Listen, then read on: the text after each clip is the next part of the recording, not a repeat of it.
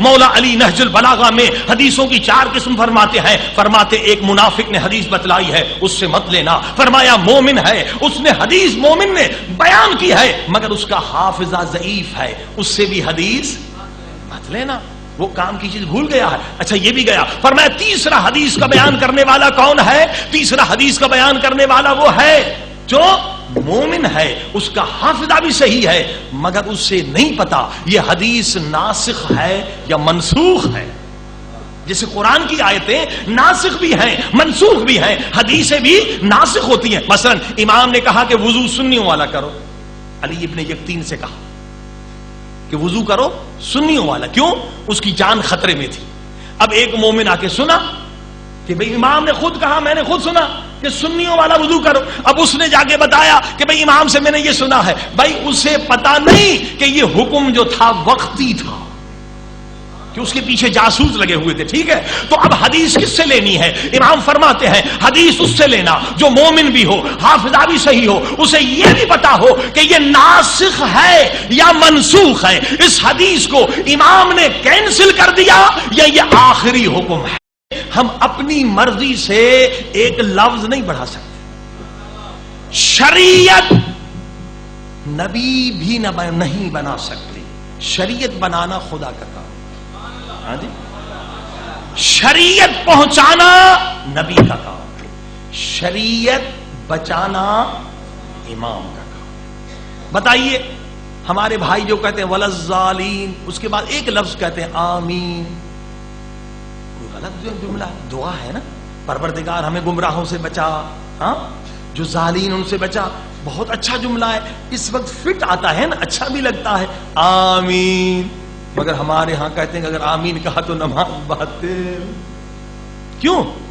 کیونکہ شریعت میں جو اہل بیت نے بتلایا ہے ہم ایک لفظ نہ بڑھا سکتے ہیں نہ گھٹا سکتے.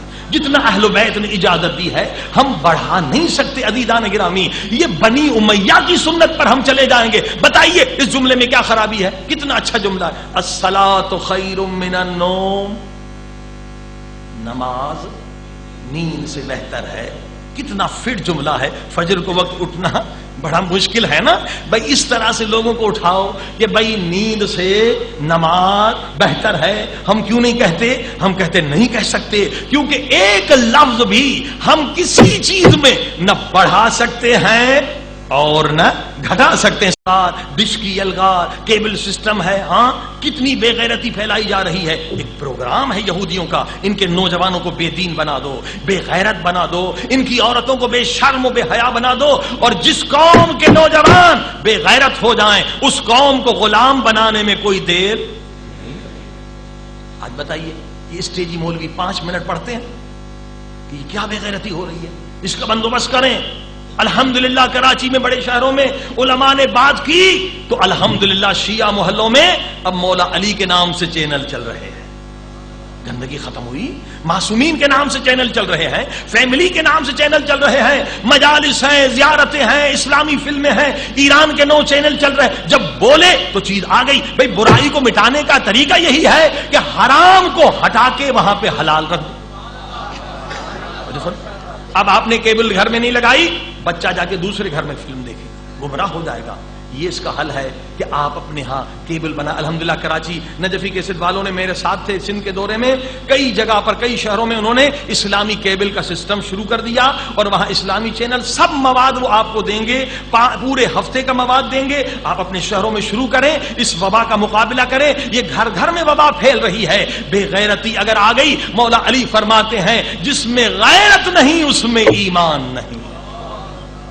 مرد میں اگر غیرت نہیں تو ایمان نہیں, عورت میں شرم و حیا نہیں تو ایمان نہیں. عزیزان گرامی, قوم کے بچے کہاں جا رہے ہیں؟ ہمیں کن باتوں میں انہوں نے الجھا رکھا ہے؟ اصل تو یہی ہے کس قدر ہمارے خلاف سازشیں ہو رہی ہیں. کبھی ممبر سے نہیں بتلایا گیا. ہم اکثر یورپ امریکہ جاتے ہیں, اس وقت دنیا کی بڑی بڑی یونیورسٹیوں میں, کیمبرج میں, آکسفورڈ میں اسلامی مضامین, شیعہ مضامین پڑھانے والے 90% یہودی خبیث پروفیسر.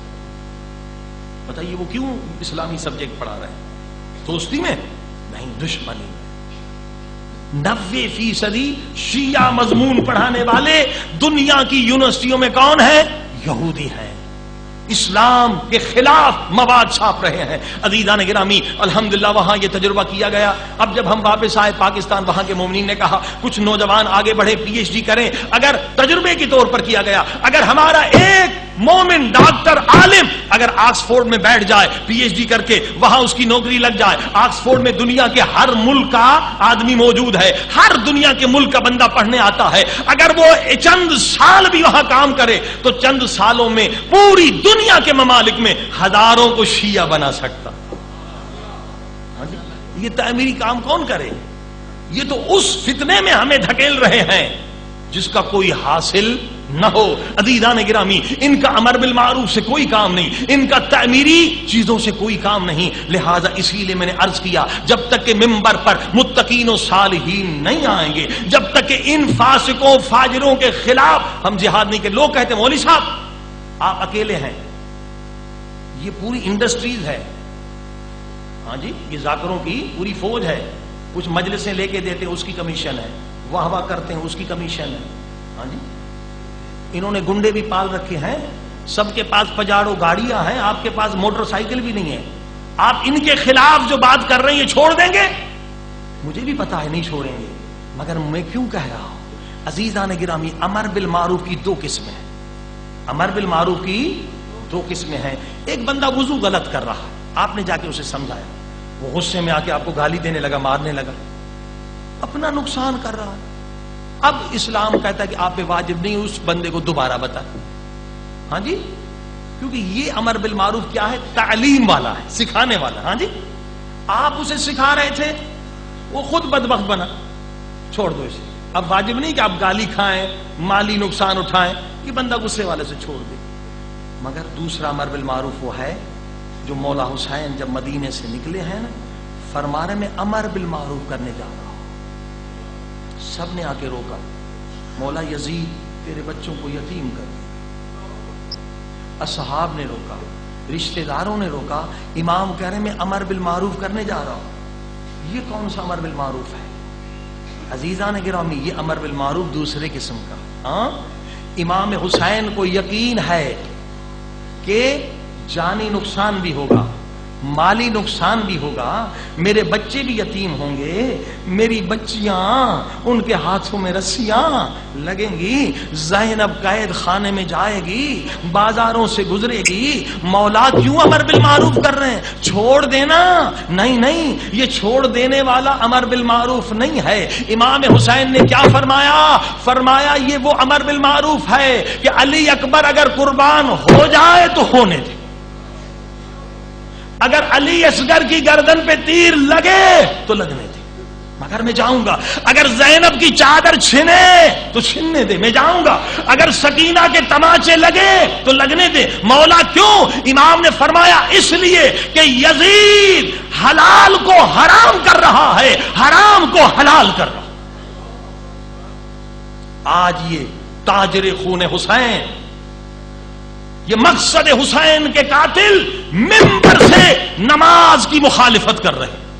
واجب ہے مجھ پر، چاہے جتنا نقصان پہنچائیں، چاہے جتنے گنڈوں کے ذریعے سے حملہ کرائیں، اگر ہم حسینی ہیں تو یہ امر بالمعروف جاری رہے گا۔